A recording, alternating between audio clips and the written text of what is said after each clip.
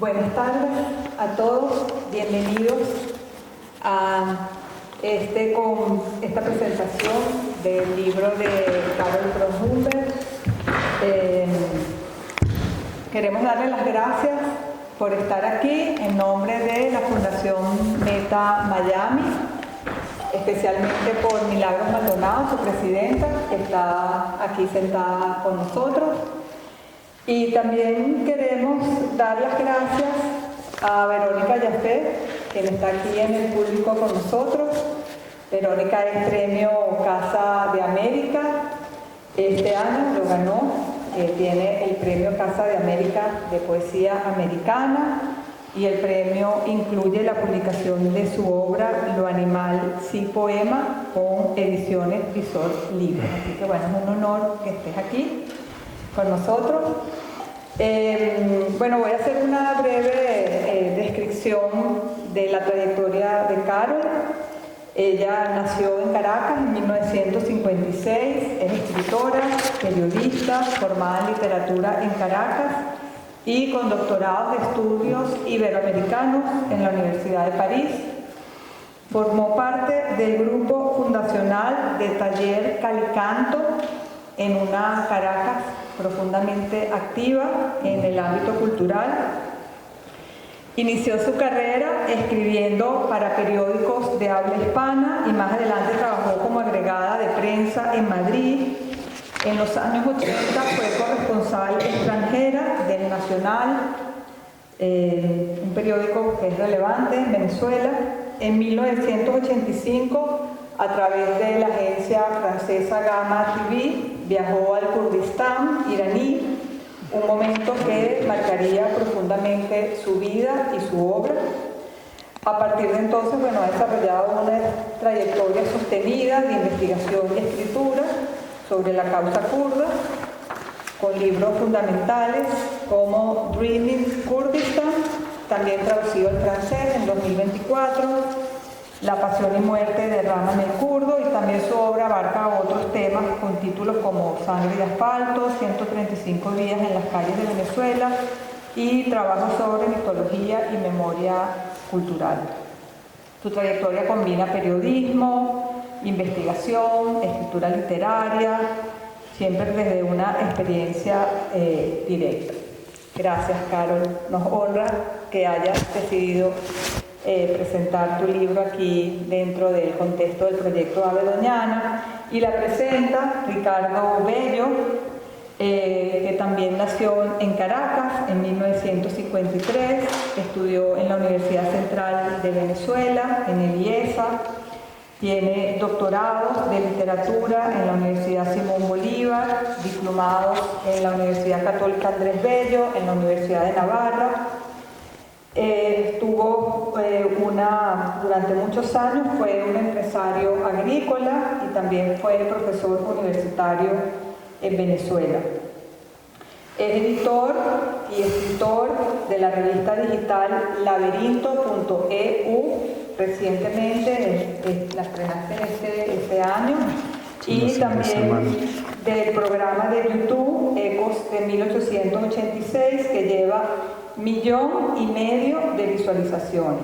Es amante de las lenguas y él también se define como padre de familia y abuelo. Así que bueno, estamos aquí con muchos venezolanos en familia y que disfruten esta presentación. Gracias. Gracias.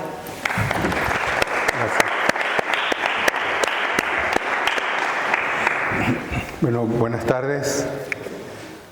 Lo importante que yo quería resaltar aquí es el valor, el coraje de esta mujer, lo que ha hecho.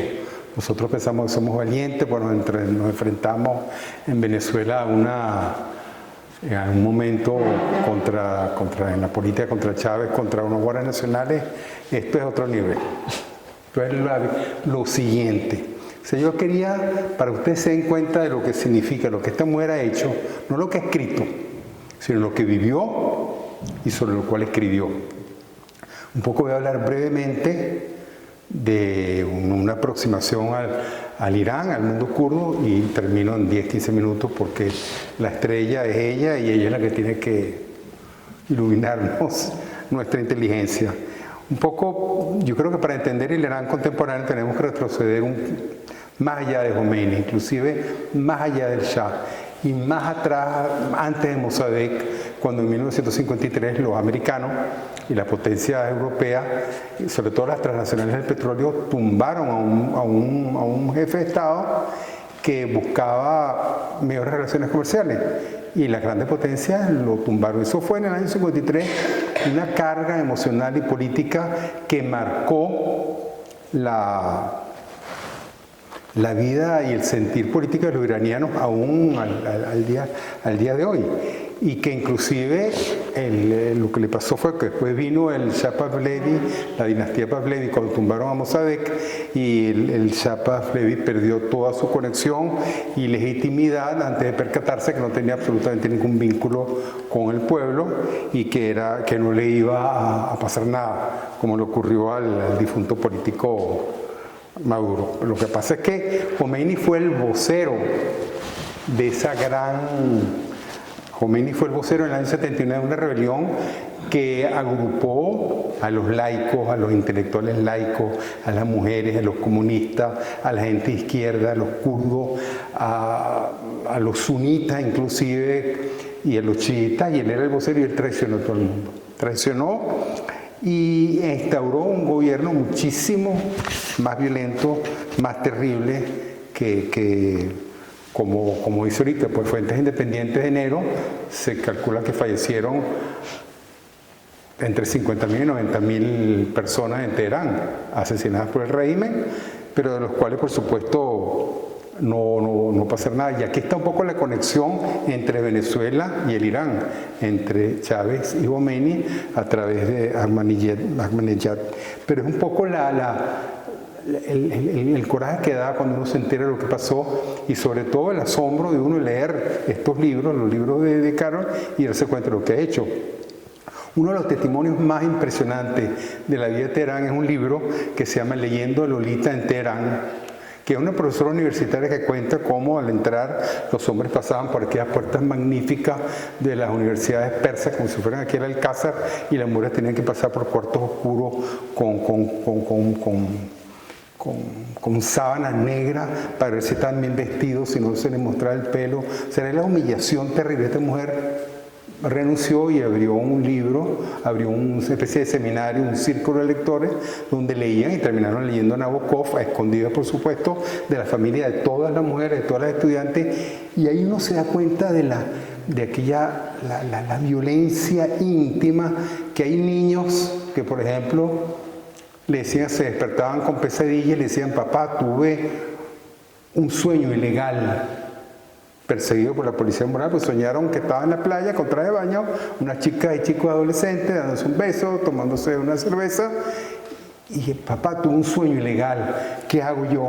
Me van a denunciar por soñar ilegal. O sea, el régimen de terror que puso, pues ahora Irán, a diferencia de otros países de la Segunda Guerra Mundial, es un país que tiene miles de años y que no fue creado a finales de la Primera o la Segunda Guerra Mundial como se ocurrió con otros países. Fue un país que el Medio Oriente, te recuerdo, son estados creados por las grandes potencias, Francia e Inglaterra fundamentalmente, que decidieron, digamos, desprenderse de sus colonias porque eran incómodas. Algunos lo hicieron al final de la Primera, otros después de la Segunda Guerra Mundial.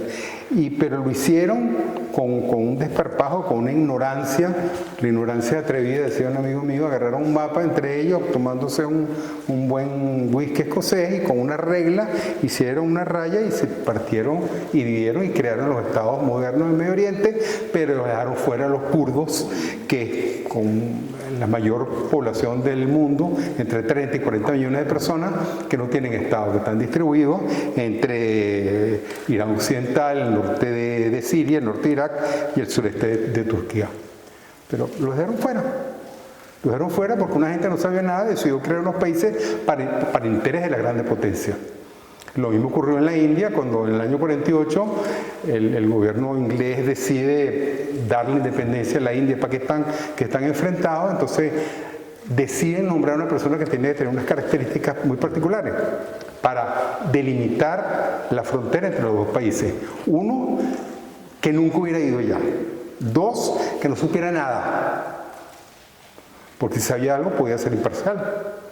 Entonces vino el Lord Mountbatten y creó y dividió Pakistán y la India, y en la guerra murieron entre 1 y 2 millones de personas. Ese momento no se sabrá. Lord Mountbatten después lo mató el ejército republicano irlandés en aquella famosa guerras internas en Belfast en los años 70. Pero así como nunca se sabrá cuántos millones de muertos fallecieron en la delimitación de la frontera de los países del Medio Oriente, donde dejaron por fuera a los kurdos como si no fueran importantes, tampoco se sabrá si mataron a 50, 60 o 100 mil personas ahorita en el mes de enero y febrero en las protestas de Teherán, antes que los Estados americanos y los Estados Unidos, y Israel atacaran en defensa propia, después de que Irán desestabilizó el Medio Oriente con Hezbollah, con el Hamas en el Líbano, en Yemen, en Gaza, y para de contar, no estoy excusando lo que hizo Israel en Gaza, pero realmente el factor de desestabilización de Irán fue importantísimo, y a España no le importó que mataran a 100.000 personas, pero sí Pedro Sánchez retiró al embajador de España en Israel en protesta porque Israel atacó a Teherán. Ahí hay como una inconsistencia, una incoherencia, pero sobre todo una gran ignorancia, un deseo de no ver las cosas. Un poco a diferencia de los movimientos nacionalistas palestinos o tibetanos, uno pudiera decir, o los kurdos, los tibetanos no, los kurdos no son homogéneos, hay sunitas, pero también hay chiitas, cristianos, alevíes, yazidis, pero lo cierto es que la identidad kurda es milenaria, se habla de que vienen desde la época del patriarca Abraham, e inclusive uno de los grandes guerreros musulmanes que recuperó Jerusalén, el gran Saladino, Salah ad-Din Yusuf ibn Ayyub, provenía de una familia kurda. Y Irán, de todas maneras, siempre persiguió a los kurdos, no solamente con aquella breve existencia de República Kurda de Mahdad al final de la Segunda Guerra Mundial, con el apoyo soviético, sino la terrible persecución del Sabak del Shah, y ahora Khomeini a partir de 1979. Irán tiene el ayatollah, que es como el gran líder religioso, y ellos hacen presidentes y se han ido alternando los presidentes son dos opciones. Uno que prefiere consolidar el poder económico y político de Irán negociando con el occidente, firmando acuerdos de no proliferación nuclear, y otros que consideran que la mejor manera de afianzar, de proteger, de fortalecer Irán es a través de la guerra, una guerra de guerrilla. Entonces, claro, hay gente que son más pragmáticos que otros. Ahmadinejad era el más duro y era el más violento, y era el aliado de Chávez, el que le metió la idea del Plan Ávila cuando quiso matar que sí lo hicieron los iraníes, pero ese vínculo Irán y Venezuela lo podemos entender perfectamente cuando nos damos cuenta. Sin embargo, fue el líder pragmático, el más conservador, el que hizo el atentado terrorista en Buenos Aires cuando un coche bomba detonó y mató a 80 personas. Entonces, el ayatollah Khomeini, recientemente fallecido, era el líder espiritual religioso, pero no así el político militar, porque el régimen político militar lo tiene el cuerpo de guardia republicano islámico y el Basaj, que se llama, que son como una especie de grupos paramilitares, colectivos venezolanos, pero con esteroides. Estamos hablando de unos grupos sangrientos, y ellos son el verdadero poder porque ellos manejan el mercado negro en Irán. Entonces, un mercado, una economía que se ha mantenido al margen de la legalidad occidental, que para hacer negocio con el mundo, para comprar alimentos, armamento, armas de destrucción, lo que fuese, tiene que recurrir al mercado negro. El mercado negro está en manos de los cuerpos republicanos, el cuerpo de guardias republicanos, que no van a soltar el poder porque significaría para ellos no solamente desprenderse del poder político, sino desprenderse de un poder que da el manejo de una economía importante. Entonces, Estamos un poco a una especie de tercera guerra mundial, no se han lanzado bombas atómicas, pero hay conflictos en todas partes, hay grandes grupos de aliados de potencia que están enfrentados. ¿Quién va a recordar la mortífera represión en Venezuela el año 2016-2017? Se calcula que desde que llegó Chávez al poder fueron 300.000 muertos por arma de fuego. ¿Quién va a recordar los asesinatos de los kurdos? ¿Quién se va a meter, no solamente como ustedes lo van a ver, a caballo con la guerrilla kurda en Irán, cuando estaban la gente, los más salvajes representantes del gobierno de Teherán, y escribir un libro que no solamente una gran lucidez política, que tiene un gran conocimiento histórico, que ha manejado, que conoce, que está estudiando los idiomas, está estudiando el turco, que conoce y que lo hace desde una gran paz.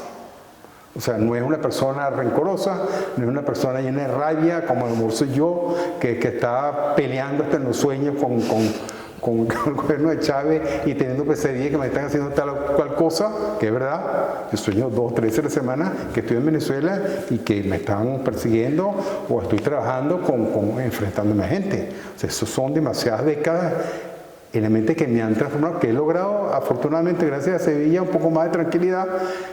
Pero Carol ha vivido 10 veces eso y es 10 veces más tranquila y más serena. O sea, escribir, pasar por allí, escribir unos libros magníficos que presentamos hoy, yo creo que es una cosa que yo pocas veces he visto. Este libro que vamos a presentar hoy es la antesala, la introducción, como lo dijo Natalia hace poco, a un libro que yo me leí en francés, El Kurdistán Imposible, El Sueño Inacabado, al asesinato del líder kurdo Gamselou, un libro de casi 600 páginas.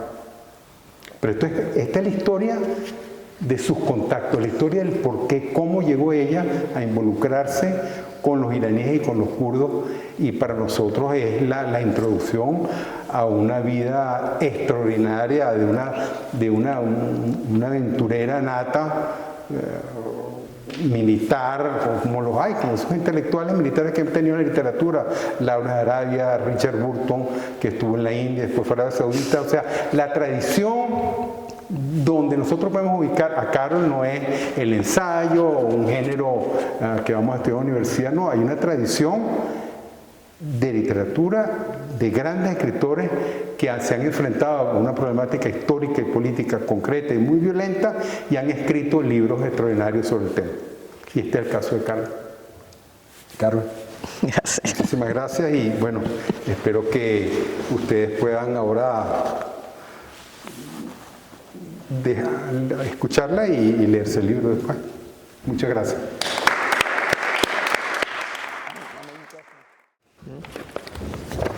Bueno, muchas gracias. Está prendido, sí. Gracias, Ricardo, por esas palabras. Gracias, Milagros, por tenernos aquí. Gracias a la Fundación Meta Miami. Gracias, Natalia, por tu perseverante trabajo en montar este evento. Bueno, van a ver unas diapositivas, unas imágenes, como se dice en el siglo XXI. Algunas tienen que ver directamente con lo que yo he vivido, que son fotos mías o cercanos, y otras son imágenes que yo incluí para que tengan una idea de cómo era el paisaje o lo que estaba sucediendo. O sea, no todas las fotos se refieren directamente al evento, pero les va a dar el background, el ambiente, para que, bueno, aparte de mis palabras, pues se lleven unas imágenes que yo considero que son extraordinarias. Bueno, quisiera comenzar por el principio, ¿no? Y contarles cómo llegué a los kurdos y la gran fortuna que tuve de conocer a grandes personajes que tuvieron su impronta en la historia de su pueblo. Gracias a ella, a esas personas, mi vida dio un vuelco y me llevó por senderos lejanos, ignotos. Y lo que comenzó como una aventura me colocó realmente en el filo mismo de la historia de una nación relegada al olvido. Yo estoy convencida que todo comenzó en la universidad en Caracas, cuando estaba estudiando literatura medieval, aquí con Verónica Jafé, cuando leíamos las leyendas artúricas, esas historias de los caballeros que me deslumbraron.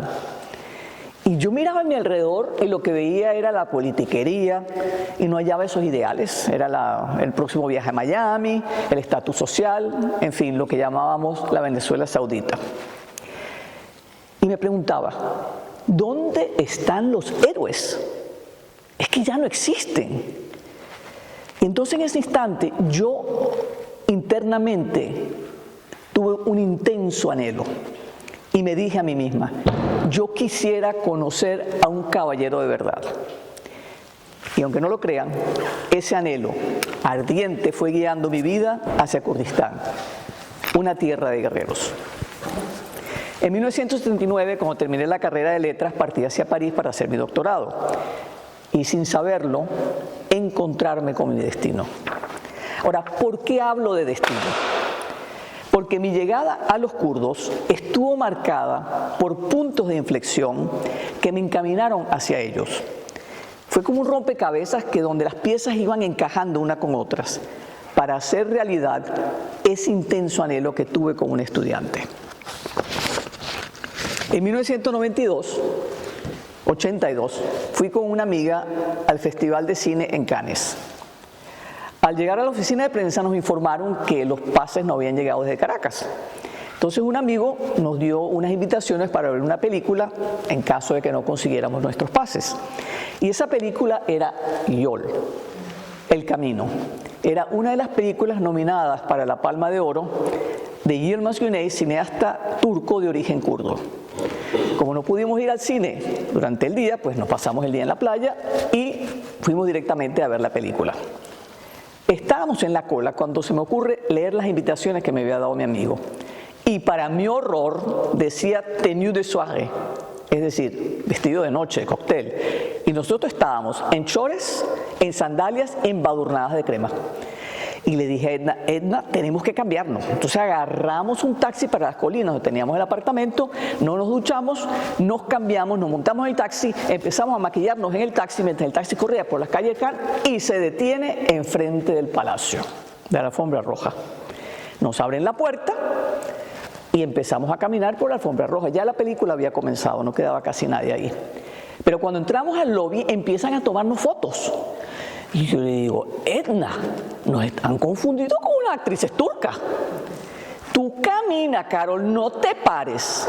Y las dos solitas, rodeadas de fotógrafos, empezamos a subir por la alfombra roja hacia arriba. Cuando llego, le entrego mis entradas a Lugier y me mira y me dice, señorita, mademoiselle, usted se equivocó de entrada. Esta no es la entrada. Y le dije, ay, señor, yo he tenido un día terrible. Usted no puede hacer bajar, imagínense la vergüenza. Nosotras dos allá, muy orondas nosotras. Y el hombre como que tuvo compasión y me miró, me guiñó el ojo y me dijo, pase, pero no lo vuelva a hacer. Entramos a ver una extraordinaria película que es Yol. A mí me impactó. Yol era una épica de la ira de una sociedad de herencias patriarcales, pasiones contenidas, con una música que rasgaba el alma. Era un relato de un país encarcelado por la bota militar, pero también por las estrictas normas religiosas y los crímenes de honor. Esa película, esa noche, recibió una ovación de 20 minutos. Al día siguiente logramos conseguir nuestros pases para el festival y esa noche muy contenta fuimos al cine durante todo el día y nos fuimos a un restaurante pequeño frecuentado por cineastas independientes, pero al llegar estaba lleno. Solo quedaba una mesa de 4 y en esa mesa de 4 habían 2 tipos cenando. Y no nos quedó más remedio que aceptar la invitación del mesonero para sentarnos en esa mesa donde, lo crean o no, se fraguó nuestro destino. ¿Por qué digo esto? Y les voy a resumir la historia. Mi amiga se casó con el hombre a su izquierda, ese guapetón ahí. Y gracias al otro, que no es este, David Meeker, era el director del British Film Institute, yo fui a conocer a Yilmaz Güney, el hombre más célebre del cine turco, activista político, encarcelado, que se escapó de la prisión y apareció 6 meses después en Cannes. Yol ganó la Palma de Oro y Yilmaz Güney se convirtió en el director más famoso no solo de Turquía, sino de Francia y de Europa. Y yo, un estudiante de doctorado, terminé estableciendo una amistad con él y con su esposa. y comencé además a trabajar con ellos. Incluso vine a España por primera vez, a Madrid, como traductora, cuando lo invitaron al lanzamiento de YOL a finales de 1982 en Madrid. Ahora, fue gracias a Yilmaz Güney que yo conocí la diáspora kurda en París y a Kendal Nezhan, un hombre brillante, director del reciente inaugurado Instituto Kurdo de París, que contó con el apoyo de la primera dama de Francia, Danielle Mitterrand, y reconocidas figuras como Bernard Kouchner, fundador de Médicos Sin Fronteras y Médecins du Monde, Simone de Beauvoir, Marguerite Yourcenar y Andrei Sájarov, entre otros. Poco después, durante la apertura de una exhibición en ese mismo instituto, Kendal me presentó a un hombre muy simpático, pero con un nombre incomprensible. Y como no le entendía el nombre, yo no me atreví a pedirle que me lo dijera despacito para ver si lo entendía. Lo que tenía delante de mí era un hombre refinado, con una mente aguda, muy culto, que hablaba 9 idiomas y un gran sentido del humor. Luego me enteré de que se llamaba Abdulrahman Gazemlu, líder de la resistencia kurda contra el ayatollah Khomeini, es decir, el enemigo número 1 del ayatollah. Y ese fue el comienzo de mi amistad con Gazemlu, quien me invitó a ir al Kurdistán. En 1984, Yilmaz, el cineasta turco, falleció de un cáncer a los 47 años, una gran pérdida. Y el funeral fue en el Instituto Kurdo, y desde ahí miles de personas caminamos hasta el cementerio de Père Lachaise. Ahora, yo nunca me imaginé que 5 años después volvería a hacer esa procesión, esta vez con 2 ataúdes de amigos muy queridos. Ahora, permítanme primero que nada darles un breve contexto histórico. Los kurdos son de origen indoeuropeo. No son árabes, que son semitas, y tampoco turcos, que proceden de Asia Central. Sus orígenes remontan a los medos, en la antigua Mesopotamia. Y ellos dicen descender de los guardianes del fuego sagrado de los templos de Zoroastro. Su territorio de unos 500.000 kilómetros cuadrados es del tamaño de Francia. Son el pueblo más grande, como decía Ricardo, el pueblo más grande del mundo sin un Estado. Hoy día son unos 40 millones. Su territorio fue fragmentado después de la Primera Guerra Mundial y la consiguiente desintegración del Imperio Otomano, y Kurdistán quedó repartido entre la nueva República Turca, que se creó, y los estados recién creados de Irak, que fue creado con un protectorado británico, Siria, con un protectorado francés, y el estado de Irán, que ya existía como estado. Ahora, un día le traduje a Gazemlu, después de la muerte de Yilmaz, un artículo que acababa de publicar en el diario El Nacional sobre su muerte. Y al final, él me dijo: si muero, quiero que escribas sobre mi vida y la lucha de mi pueblo. Sorprendida, sus palabras quedaron soterradas en mi mente. Ahora, ¿quién era Abdulrahman Gazemlu? Hijo de un terrateniente kurdo iraní y madre asiria cristiana, estudió en París y en Praga. Fue un estalinista dogmático y un marxista. Pero cuando vio entrar los tanques soviéticos a Praga en 1968, comprendió que la utopía comunista era una gran mentira. Y empezó su desarrollo hacia lo que llamaba él la democracia social. Él solía decir que la peor democracia siempre era preferible a la mejor dictadura. Y eso lo sabemos los venezolanos. Profundamente demócrata y tolerante, se movía con facilidad entre varias culturas. Era una persona de pensamiento diplomático, valiente. Tenía el talante de un hombre de Estado. Su eslogan era, y sigue siendo el eslogan de los partidos del Kurdistán de Irán: autonomía para Kurdistán, democracia para Irán. Él pedía, cuando vino a España, lo que tenían los catalanes en España. En 1979, Gazemlu, líder del Partido Democrático del Kurdistán de Irán, PDKI, se convirtió en el portavoz principal de los kurdos iraníes. Aunque tomó las armas para defender a su pueblo que estaba siendo atacado y que fue reprimido con brutal violencia, siempre estuvo abierto al diálogo. Él decía que tenía que luchar para defender al pueblo, pero la salida al conflicto era a través del diálogo. Sin embargo, Jomeini le dictó una fatwa, es decir, una condena de muerte. Los feroces ataques militares contra la población y contra la guerrilla forzaron al PDKI replegarse hacia las montañas y terminaron estableciéndose del lado de la frontera del Kurdistán de Irak. Ahora es muy importante señalar que el PDKI fue el único partido en el Medio Oriente que nunca recurrió al terrorismo. Sobre eso Gazemlou dijo: ¿cómo darse a conocer si por principio no cometemos asesinatos políticos, no secuestramos aviones, no tomamos rehenes y no ponemos bombas en las ciudades? Si uno no hace este tipo de acciones, nadie habla de uno. Tampoco luchamos directamente contra los Estados Unidos para que nos apoyen los países socialistas, ni contra la Unión Soviética para que nos apoyen los estadounidenses. No hay ningún gobierno al que le interese ayudarnos. Estamos atrapados por nuestra situación geopolítica. Ahora bien, las relaciones kurdas eran y siguen siendo complejas. Por ejemplo, en esa época, el PDKI mantenía relaciones con el régimen iraquí. Era la época de la guerra entre Irán e Irak. Y esto le permitía a los kurdos entrar y salir por Bagdad. A su vez, los kurdos de Irak tenían relaciones con Irán. A su vez, ellos eran amigos. Gazemlou y Talabani, que eran los líderes principales, eran amigos, pero tenían relaciones con sus enemigos porque necesitaban entrar y salir del país. Ahora, una cosa que fue muy importante es que Gazemlou, además, aunque tenía relaciones con Saddam Hussein, nunca aceptó colaborar con Saddam Hussein en su guerra contra Irán.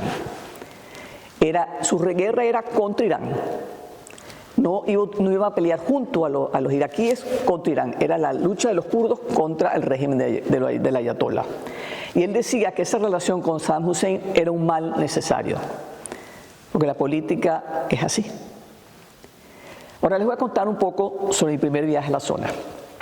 Yo llegué a Bagdad en junio de 1985 con un equipo de la agencia francesa Gamma Televisión para hacer un documental sobre los kurdos de Irán.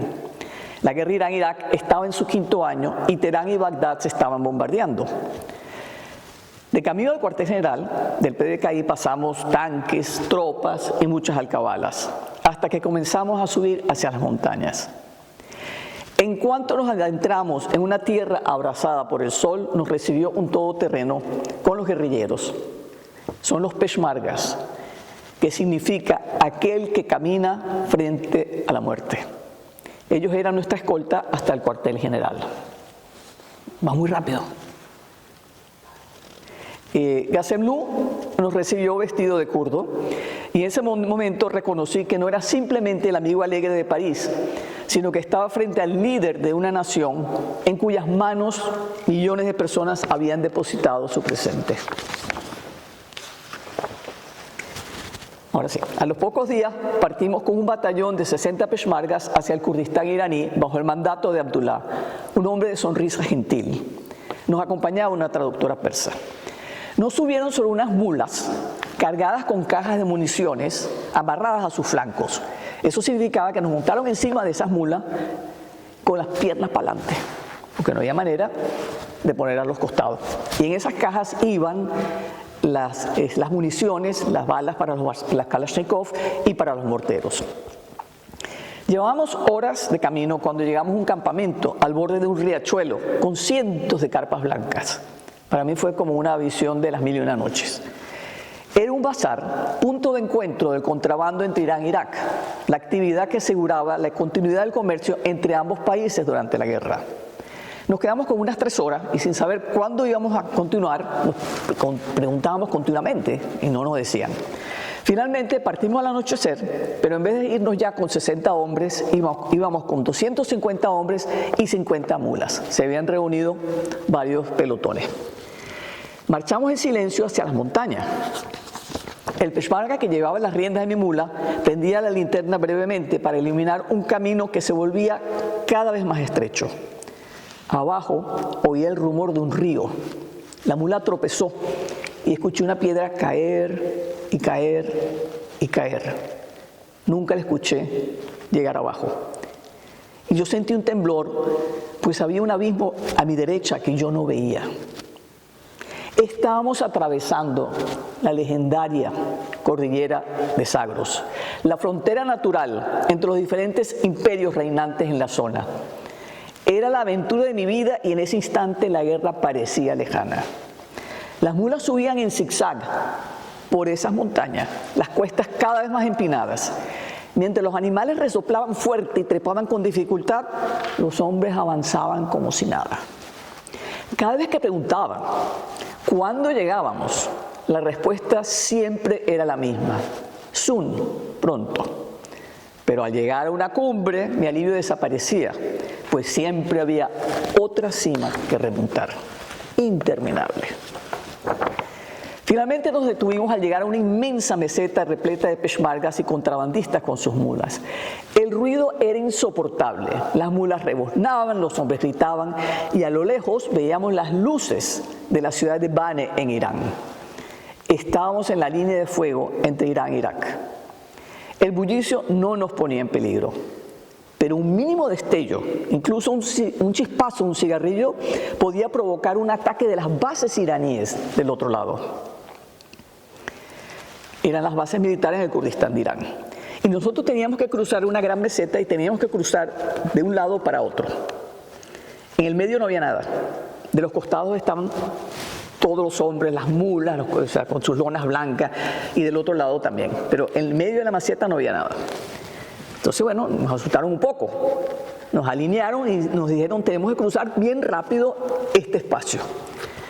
Bueno, estábamos ahí alineados y de repente empezamos a correr como si tuviéramos una carrera y arrancamos en medio de un alboroto, una polvareda que me forzaba a entrecerrar los ojos. Yo iba dando tumbos, agarrándome la silla para no caer, y llego al otro lado con los ojos irritados, la garganta como piel de lija y la boca reseca con sed de miedo.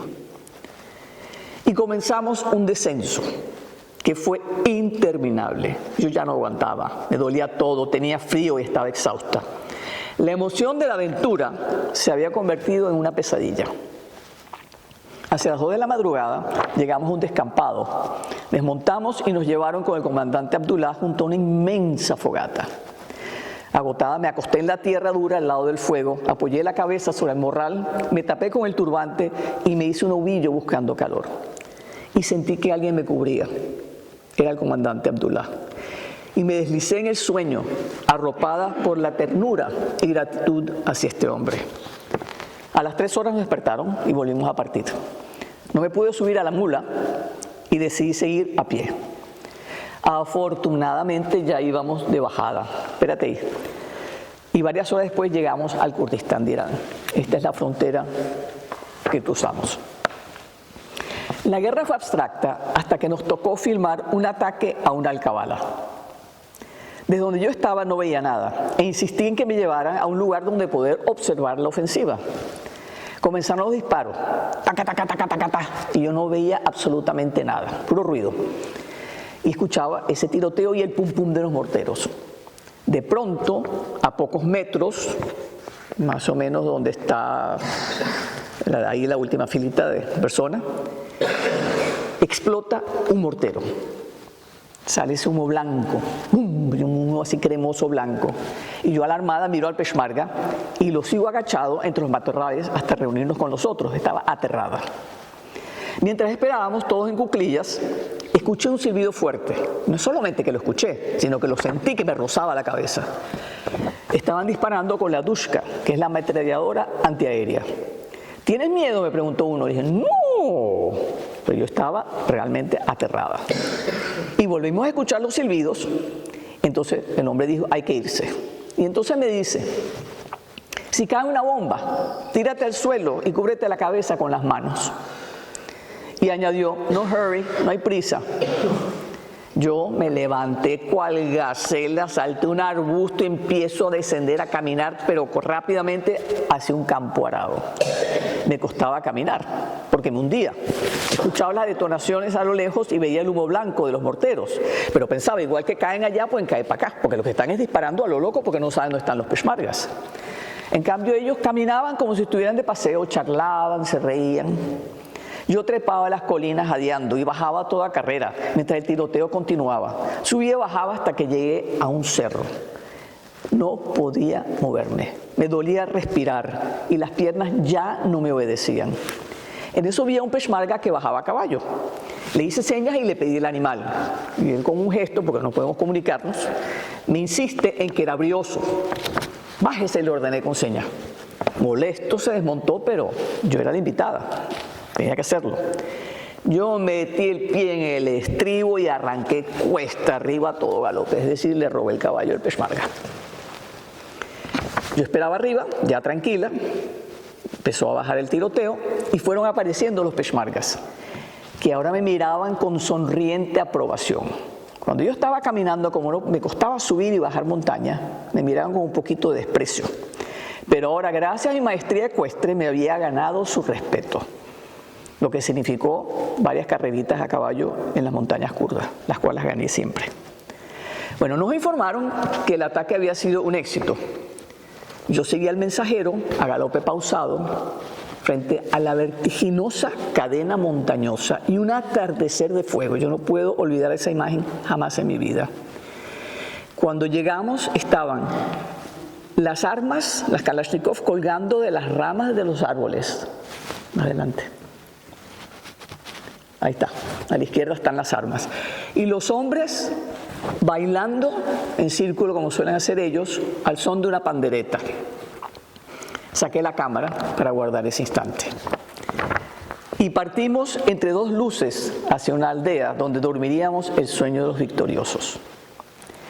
Pocos días después nos anunciaron que teníamos que irnos porque un contingente del ejército iraní estaba por llegar a la zona. Y todos estábamos en silencio esperando las noticias que Radio Kurdistán transmitía al mediodía. De repente la voz del locutor emergió con fuerza y al escucharla, la traductora persa gritó y empezó a llorar. Abdullah, el comandante que nos había llevado hasta Irán, había muerto en un ataque la noche anterior. Y por primera vez sentí la crudeza de la guerra, el horror y la impotencia ante la pérdida de conocidos. Es que la muerte en abstracto no golpea, pero la de un individuo con nombre, con mirada, con voz desgarra. Y yo lo recordaba arropándome esa madrugada durante el inicio de la travesía. De regreso al cuartel general me quedé para hacer entrevistas con vistas a un reportaje. A los pocos días me enfermé, tenía fiebre tifoidea. Fueron noches de altas temperaturas y debilidad. Además mi visado se acababa y tenía que regresar a París. Regresé a Bagdad y enferma tomé el avión para Francia. En 1987 Gazemlou regresó a París. Estaba inquieto. Se acercaba el fin de la guerra Irán-Irak, lo que iba a dejar a los kurdos en una situación precaria. ¿Por qué? Porque en cuanto acabara la guerra, tanto el gobierno de Irak iba a dirigir todas sus fuerzas contra los kurdos de Irak e Irán iba a hacer lo mismo con los kurdos de Irán. Y él tenía que buscar cómo proteger a su gente. Negociar con los ayatolás era inevitable y aceptó reunirse en Viena y pactar un acuerdo de paz. Con la muerte de Jomeini en junio de 1989, él creyó que era posible alcanzar una solución a la guerra con los clérigos. Para el régimen iraní, Gazemlou era peligroso, y no porque era el jefe de la lucha armada, sino porque era un líder moderado. Y por eso, el 13 de julio, lo asesinaron en Viena de forma traicionera, junto a dos compañeros kurdos, su asistente, Abdullah, mientras negociaba la paz con 3 emisarios del régimen. Gazemlou recibió 2 disparos en la sien, Abdullah, su joven asistente, 11 y el otro 3, y los ultimaron con un tiro en la frente. Nadie sabía dónde estaban ni con quién. Era una reunión súper confidencial. Y en ese instante eran tan solo unos cuerpos anónimos. Pudo haber sido un crimen perfecto, de no ser por una bala perdida que hirió en la cara al jefe de la delegación iraní. ¿Por qué? Porque su asistente joven, que había sido Peshmerga, cuando mataron a Rahman el primero, se abalanzó sobre el tipo que estaba disparando y eso hizo que una bala se deflectara y le pasó por la cara al jefe de la delegación iraní. Hallaron restos de la piel del jefe de la delegación iraní en las uñas de Abdullah y sangre del persa en su ropa. Y por eso no fue un crimen perfecto. Ahora, Qassemloo cometió el gran error de no tomar precauciones. Fue una trampa y él cayó dejando un pueblo huérfano.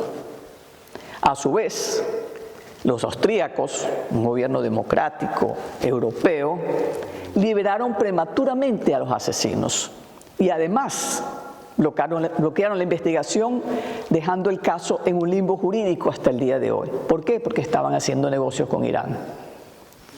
Razón de Estado. Una semana después de su asesinato, volví a caminar junto a miles de personas hasta el cementerio de Père Lachaise una vez más. Cuando bajaban los féretros, el dolor se me hincó y el llanto que mantenía atrapado se desbocó. Tras una larga fila alcancé la tumba. Miré el ataúd.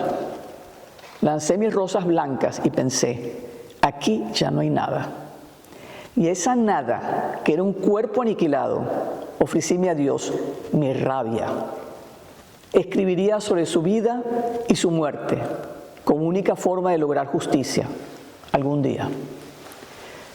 Dediqué 40 años de mi vida a escribir sobre Qassemloo y su pueblo. La última versión de su biografía en inglés se publicó en 2019 y en 2024 fue traducida al francés. Y junto a periodistas, médicos y compañeros del partido de Qassemloo, presenté l'Impossible Kurdistan en esa misma sala del Instituto Kurdo donde lo había conocido varias décadas antes. Y dije, si Rahman estuviera aquí, él tendría una gran sonrisa y sus ojos brillarían felices de que todos estemos reunidos para celebrar su memoria y esa vida que dio a su nación. Yo no pude disimular la emoción, la voz se me quebró. Sentí su presencia entre aquellos que lo amaron, lo respetaron y continuaban honrando su legado. A medida que mis ojos se cruzaban con los de sus querencias, comprendí que sobre nosotros pendía un halo de recuerdos que, hechos lágrimas, hacían un esfuerzo por no rodar mejillas abajo, porque su ausencia seguía doliendo. Y en esa sala donde mi vida dio un vuelco, tuve la certeza de que esa versión tan esperada por aquellos que ahora se regocijaban en mis palabras, nos estrechaba en un vínculo indisoluble que él con amor y gratitud había sembrado. Aunque su sueño de un Kurdistán libre y en democracia no se llevó a cabo, yo sí cumplí mi promesa. Su historia perdurará en los libros que escribí.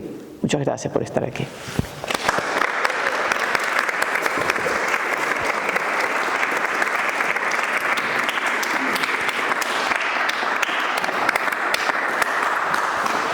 Bueno, gracias.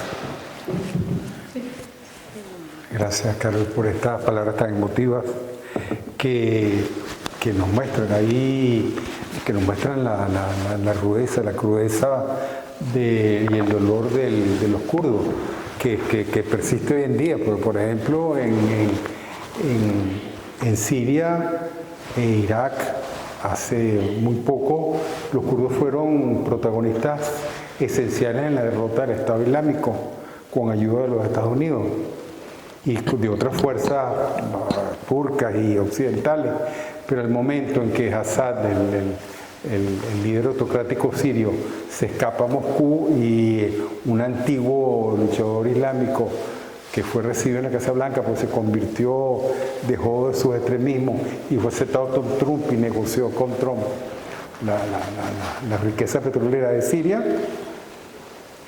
Atacaron a los kurdos, están ahorita siendo de nuevo masacrados y atacados por el régimen de Ankara, por el régimen sirio y por se siguen siendo ahorita, es como una nueva traición de Occidente al mundo kurdo. ¿Qué va a pasar ahorita? ¿Va a salir un nuevo líder? No, yo no sé si qué es lo que va a pasar, pero sigue siendo una situación todavía dolorosa y que, sin lugar a dudas, es una nueva traición que ha sido cometida contra este pueblo tan sufrido. Pero le toca a ustedes si quieren alguna pregunta, algún comentario que le quieran hacer a Carol sobre algún tema. Le cedo el micrófono. Carol, como escritora que has documentado toda esta resistencia kurda y has vivido de cerca la crisis venezolana, ¿qué paralelismo encuentras en la lucha por toda la justicia y la impunidad internacional en ambos contextos? No, fíjate, cuando yo estuve en el Kurdistán, lo primero que vi fue la inmensa pobreza en que vivía esa gente. En tierras ricas, porque en las tierras kurdas hay petróleo, hay unas tierras fértiles, hay minerales y además son la fuente del agua del Medio Oriente, porque en las cimas de las montañas kurdas está la nieve y cuando viene el verano, cuando empieza el calor, esa nieve se derrite y eso es lo que alimenta los ríos del Éufrates y el Tigris. Es decir, que eso es esencial. Y más que el petróleo, el agua va a ser el problema, y ya lo es, de esa zona del Medio Oriente. Y entonces cuando empezó el chavismo en Venezuela, yo regresé a Venezuela para presentar Pasión y Muerte de Rahman el Kurdo, que era la primera versión de la biografía que había escrito. Y era el momento en que Chávez y Ahmadinejad estaban en una relación muy cercana. Y realmente en Venezuela nadie sabía qué es lo que era la República Islámica. Yo llegué pues conociendo bastante bien el tema. Y a medida que estaba viendo lo que estaba haciendo el chavismo, me di cuenta que estaban haciendo exactamente lo mismo, empobreciendo a la gente, quitándole los recursos para una élite que lo que quería era mantener el poder. Además de eso, las tácticas que estaban utilizando contra las protestas eran las mismas que se habían utilizado en Irán. Los Basij, que comentaba Ricardo, los Basij son una especie de milicias que creó Khomeini cuando la guerra Irán-Irak. Eran sobre todo niños y ancianos. Y les ponían una llave de plástico en el cuello, porque era la llave que le iba a abrir el paraíso. Y los mandaban delante de los tanques para que explotaran las minas y los tanques pudieran pasar. Y esos Basij después se fueron convirtiendo en lo que decía Ricardo, en los colectivos venezolanos. Son gente de las zonas más pobres, sobre todo de Teherán. Los armaban, religiosos fanáticos, y son los que utilizaban durante las manifestaciones, son los que mataban. Ahorita en enero no, ahí salieron los guardias revolucionarios, los guardias, ¿cómo se llaman? Los guardias de la revolución. Los guardias de revolución es un ejército que creó Khomeini personal, porque él no tenía confianza en el ejército del Shah. Entonces era como su guardia, y esos, después de la guerra Irán-Irak, se convirtieron en el poder económico. Controlan el petróleo, controlan realmente el poder económico, y es lo mismo que estaban haciendo en Venezuela. Chávez le entregó a los militares las minas para que tuvieran pues su poderío para tenerlos comprados. Entonces a mí me sorprendía que estábamos hablando de dos países completamente diferentes, una teocracia y el otro supuestamente la revolución bonita socialista, y era el mismo esquema.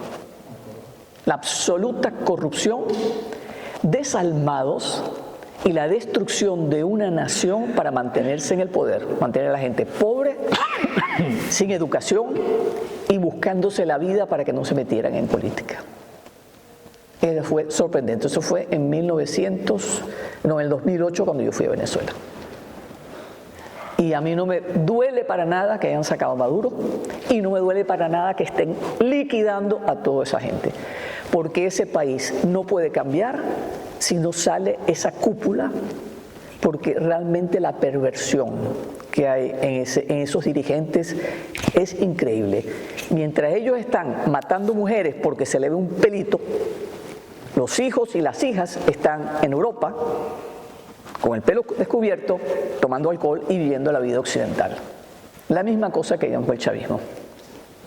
Entonces hay un grupo que es muy fanático, pero la mayoría están ahí por el dinero y por el negocio. Y además, quisiera añadir, que no me lo han preguntado, pero necesito decirlo, con la llegada de Khomeini al poder en Irán, él tenía un proyecto de expansión de su revolución. Él pertenece a una secta chiita, porque es que en Irán el chiismo, digamos, tradicional consideraba que no había que mezclar la política con la religión, porque la política no era pura, era impura. Entonces los clérigos tenían que mantenerse al costado de la política.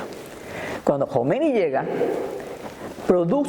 había un gran ayatolá, que era el líder de Irán en ese momento, y él llega con su proyecto, cambiar la constitución, primero todo hacer un referéndum, si quieren o no una república islámica, y en ese momento, claro, el fervor contra el Shah, todo el mundo votó por él, y cambiar la constitución, que hizo Chávez también.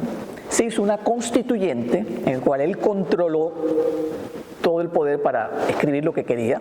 Habían 3 laicos que fueron electos, porque hubo unas elecciones para elegir al comité constituyente, como se hizo en Venezuela, y entre los 3 laicos estaba Ghassemlou.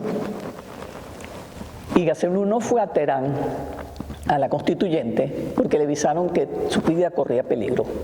Y por televisión Khomeini preguntó dónde estaba, y cuando dijeron que no estaba, dice, ahí lo condenó a muerte. O sea, que lo agarra y lo mata. Entonces, digamos que Venezuela no llegó a ese extremo, pero el proyecto de Khomeini era la expansión. Y lo primero que hizo fue armar y entrenar a los chiitas del Líbano, que es lo que conocemos como Hezbollah. Y ahí empieza a desestabilizar el Medio Oriente. Si uno habla con los libaneses, lo que ha hecho Hezbollah en el Líbano ha sido tremendo, además de haber asesinado presidentes, políticos importantes. O sea, el terror empieza a cundir en el Líbano gracias a Hezbollah. Y eso es la mano de Teherán. Los atentados en Argentina en el 92 y en el 94 fueron organizados por Hezbollah, que estaban en ese momento en lo que llamaban el triángulo de Brasil, Uruguay y Argentina.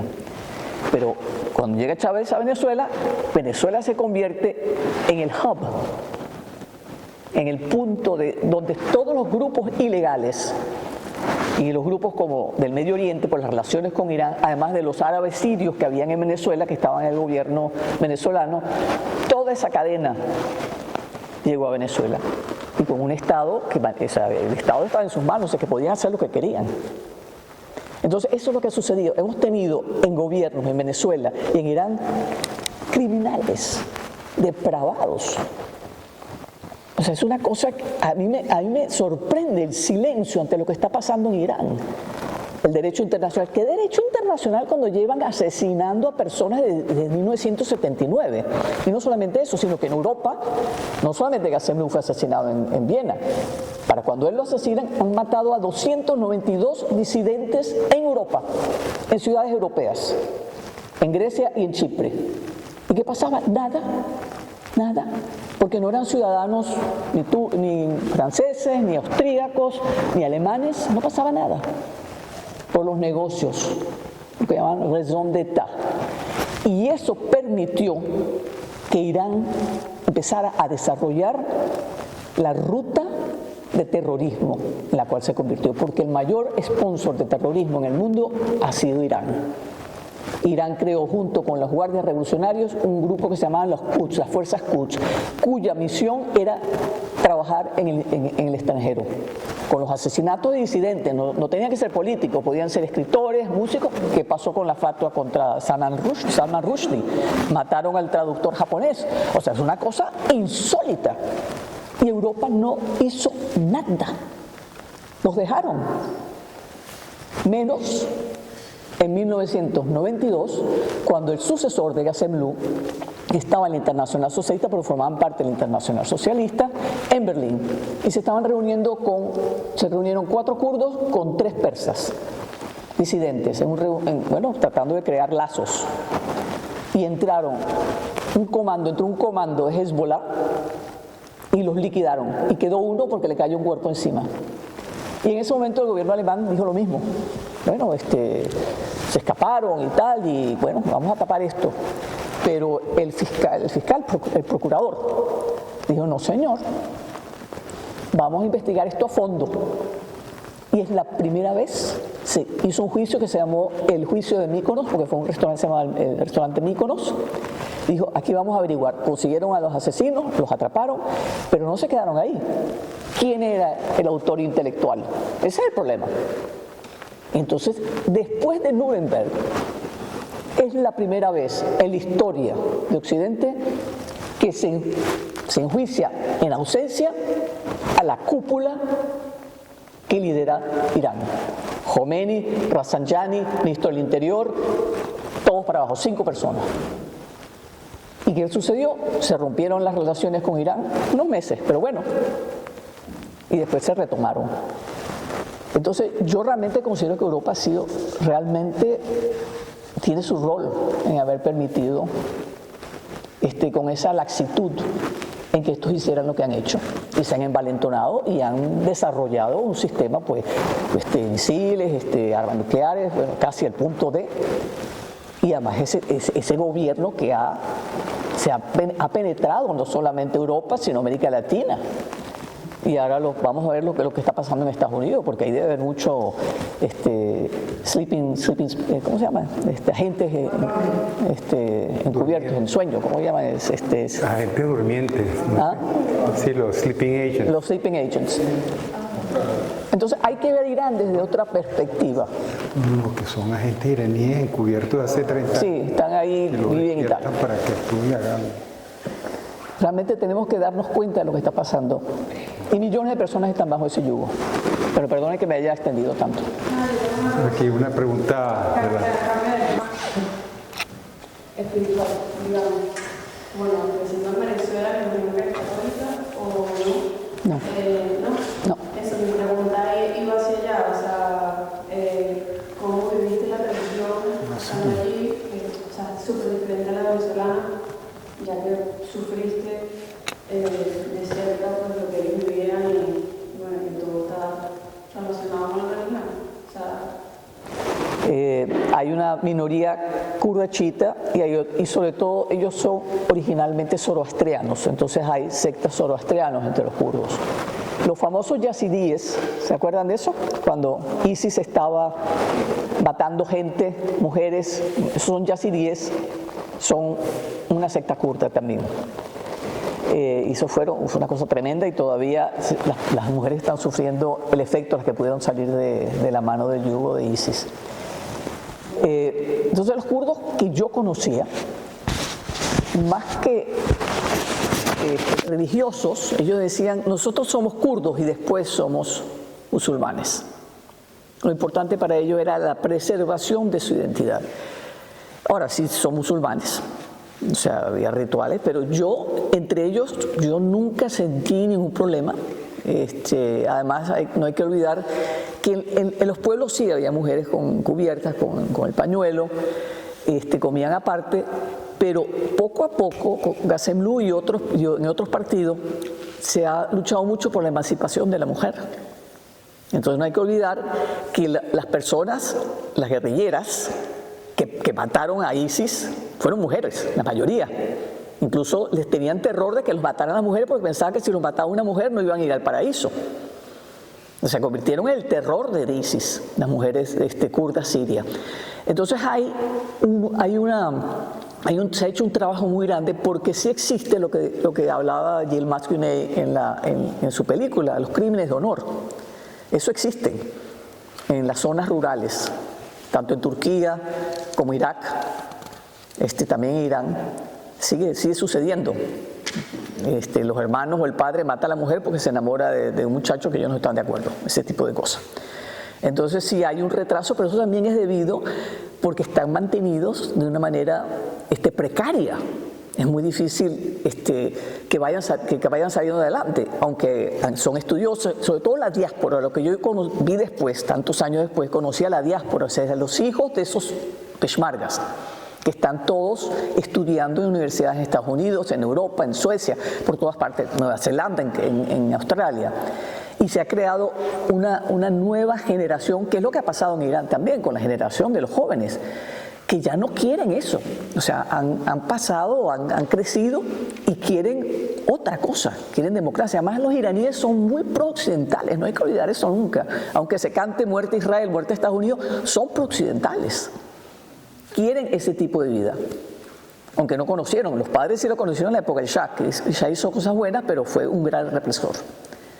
Entonces, yo nunca sentí ese problema de... No, es que yo no lo veía como un problema, lo veía como lo contrario, como un acercamiento pues, a un mundo espiritual del que uno no forma parte, no sé si me explico. Sí. O sea, Pues, al revés, como si fue para ti, aparte de un viaje que te cambió la vida por cultura, por política, sino que también te haya sumado a tu espíritu. mira, enfrentarte a la muerte te cambia. Y eso fue lo que me cambió a mí. O sea, fue realmente la presencia de la muerte tan cercana una y otra vez, porque no es uno que mataban, eso fue continuo. Sí me produjo y fue gracias o sea, el asesinato de Gazemlú a mí me hizo plantearme, a mí y a muchas personas, porque como no había justicia, bueno, ¿qué hago? ¿Para qué sigo siendo periodista? ¿Qué estoy haciendo? ¿Para qué hago esto? Si no hay justicia. Lo que refería Ricardo a un camino, pues yo soy meditadora y llevo muchos años meditando y tengo una maestra de meditación y bueno, eso me embarcó en un mundo en el cual yo he logrado, o sea, hace unos años cuando yo hablaba de esto o escribía sobre esto era tremenda la furia que tenía. Tengo la pasión ahora, la pasión no se me ha quitado. Pero con una distancia, o sea, yo he aprendido a tomar distancia ante los hechos, incluso ante los hechos en Venezuela, que me apasionan, pero no estoy obsesionada y no permito que eso afecte mi estado interior. Porque además soy mucho más efectiva manteniendo la pasión, pero a la vez la distancia, la mirada distante ante esos hechos. No sé si te contesté. Sí. Y hay otra cosa que podemos recordar, que Gazemlú lo asesinan apenas menos de 2 semanas después de haber muerto Khomeini y llega al poder Khamenei, que fue el ayatolá más importante, jefe político y espiritual de Irán durante casi 40 años, más de 40 años, 30 y pico de años, que mataron en un bombardero norteamericano hace poco. O sea, fue él. O sea, no eran, como dices tú, no eran jefes políticos, son verdugos. Sí. Son verdugos. Se calcula que entre niños y adolescentes lanzados a despejar el territorio de Mina para que Irán pudiera cruzar a territorio iraquí, que fallecieron entre 750.000 de niños y adolescentes. Son verdugos. Es un gobierno, no es un gobierno, o sea, lo que se está, cuando Occidente está luchando contra Irán, está luchando por eliminar un foco de perturbación peligrosísimo y que bueno, pero en fin, yo no quiero seguir hablando. ¿Hay alguien que quisiera otra pregunta?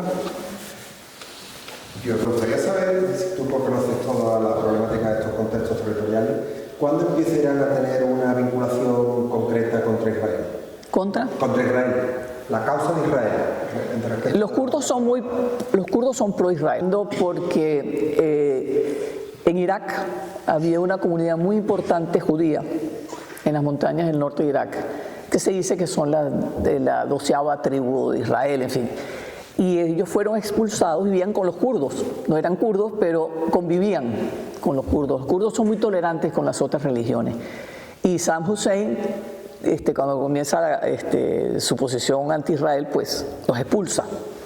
Entonces hay, digamos, en Israel una comunidad muy importante de judíos que no son kurdos, pero que se consideran kurdos.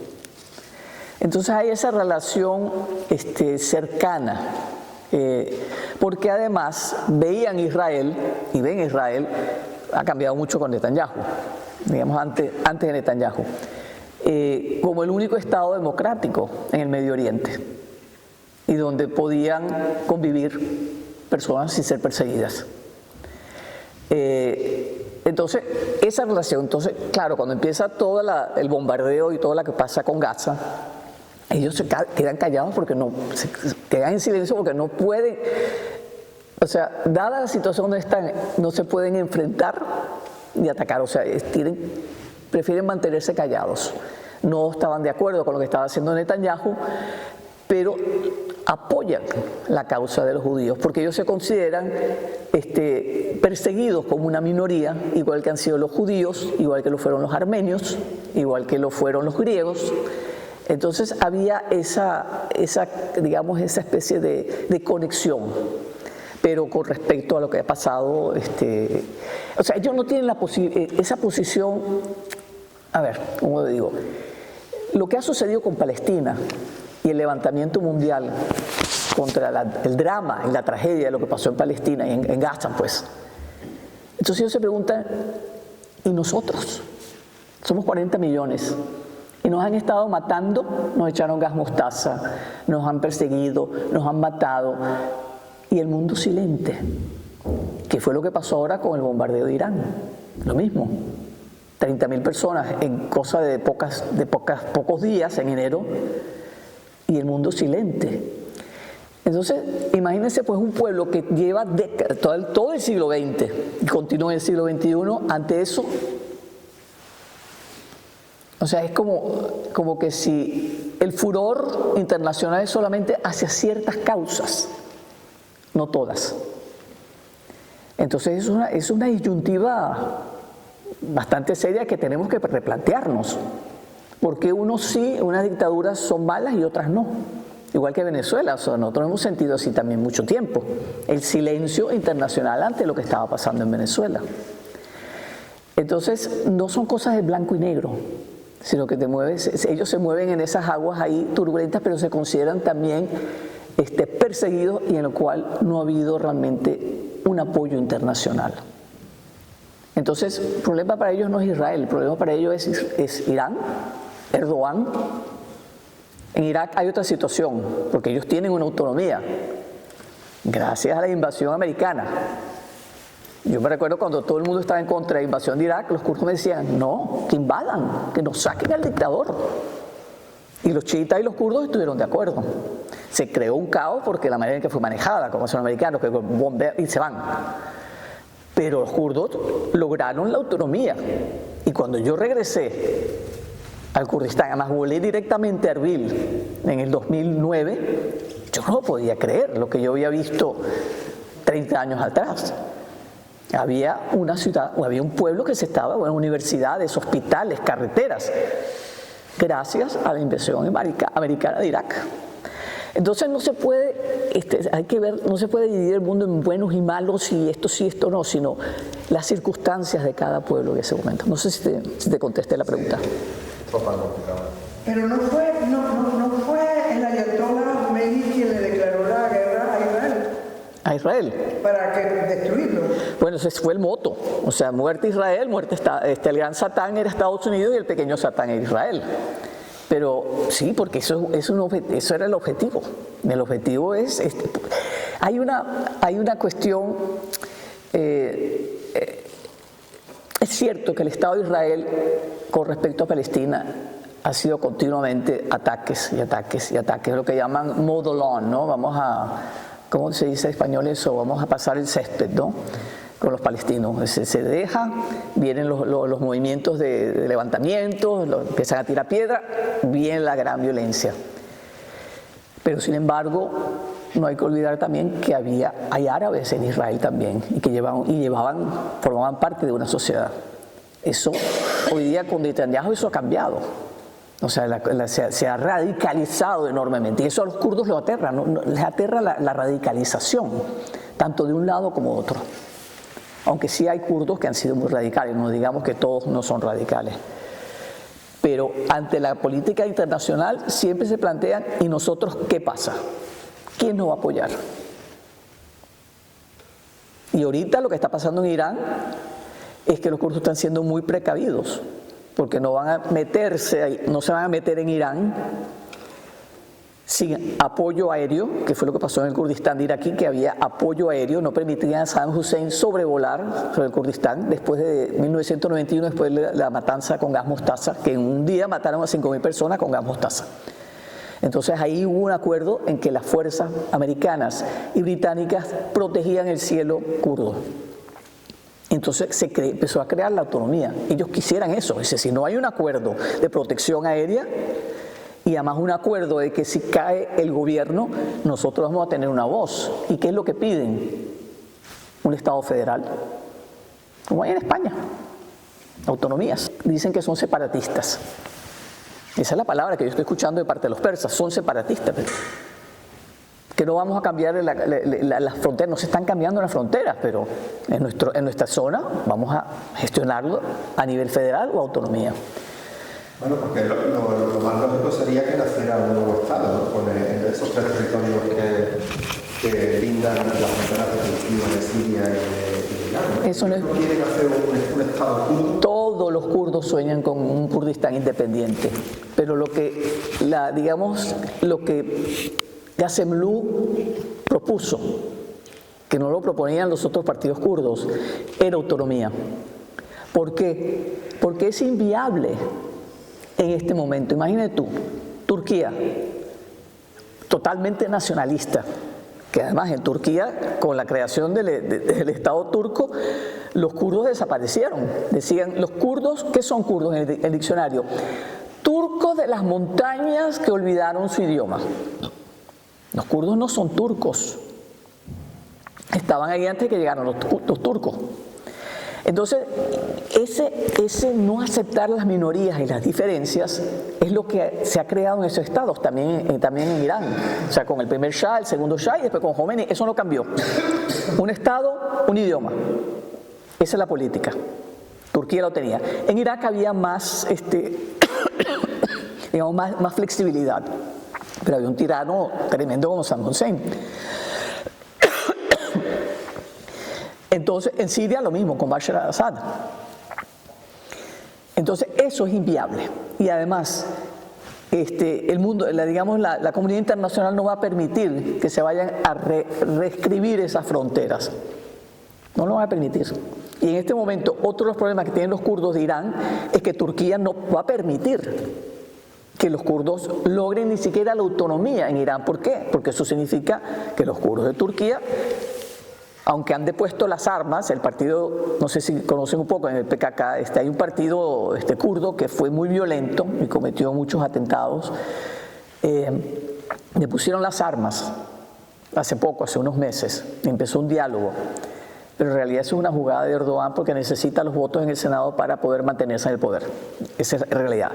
Pero, ¿por qué no darle a los kurdos de Turquía también una autonomía?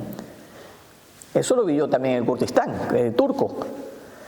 O sea, el Diyarbakir, que es la capital del Kurdistán turca, pero es el aeropuerto de Cuarta. ¿Para qué? Para que no haya turismo, para que ya no haya ingresos, para que no salgan económicamente adelante. Y esas fotos al comienzo que estaba mostrando de Hasan Kiev, eso es una joya arqueológica. Era un pueblo que todavía vivía gente. ¿Y qué hizo Erdogan? Y lo han hecho ya varias veces. Creó una represa para anegarlo y destruyó una joya de patrimonio mundial. Porque esa es la política, destruir la identidad. Muy complicado. Al final están divididos y debajo de 4 los dictadores, ¿no? ¿Ah? Están divididos y debajo de 4 dictadores. Sí. Uno peor que el otro. Bueno, si no hay alguna otra pregunta para... ¿Quién? Disculpe, ¿no? Dile, Para dile, Natalia. la firma de los libros, si quieren... Si... Bueno, y ahora queda Sí, bueno, alguno de ustedes no. quisiera... Pero la presentadora... Bueno, los invitamos aquí a la adquisición del libro de Carol. Muchísimas gracias, Carol, de verdad, por todas tus enseñanzas. Muchísimas gracias a ti, Ricardo, por la presentación, a todos ustedes por asistir. Y los invitamos mañana a la clausura de la exposición a las 6:30 de la tarde. Estará Daniel Bilbao dándonos una visita guiada. También estará el artista Adrián Pujol presente, dándonos una visita guiada. Milagros empezará un brindis con una venenciadora en la terraza. Están cordialmente invitados todos. Entonces, bueno, de nuevo, muchísimas gracias. Y yo puedo firmar.